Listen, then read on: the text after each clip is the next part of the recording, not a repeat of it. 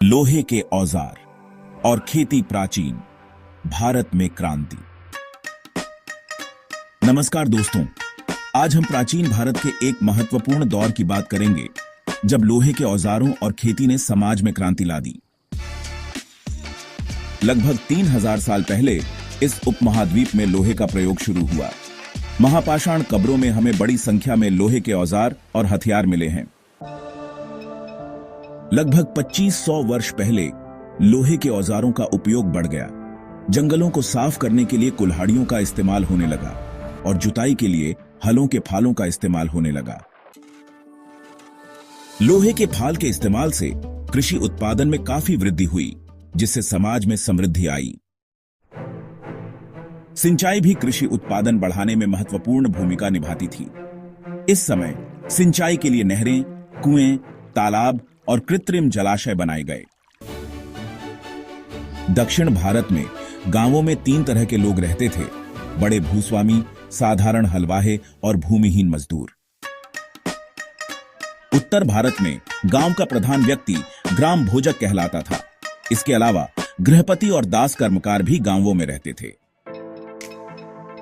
गांवों में लोहार, कुम्हार, बढ़ई और बुनकर जैसे शिल्पकार भी रहते थे, जो विभिन्न प्रकार के शिल्प का काम करते थे। तमिल की प्राचीनतम रचनाओं को संगम साहित्य कहा जाता है। इनकी रचना लगभग 2300 साल पहले हुई थी। पुरातत्वविदों को इस युग के हजारों सिक्के मिले हैं। सबसे पुराने आहत सिक्के थे, जो लगभग 500 साल तक चले।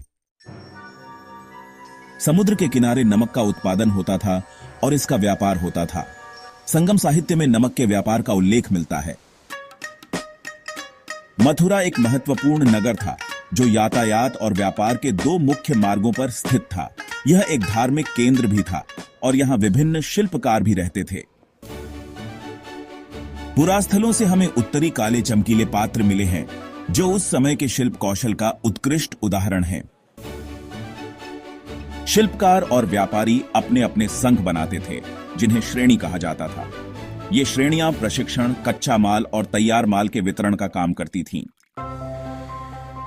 लोहे के औजारों और खेती के विकास ने प्राचीन भारत में एक नई क्रांति ला दी, जिससे समाज में समृद्धि और विकास हुआ।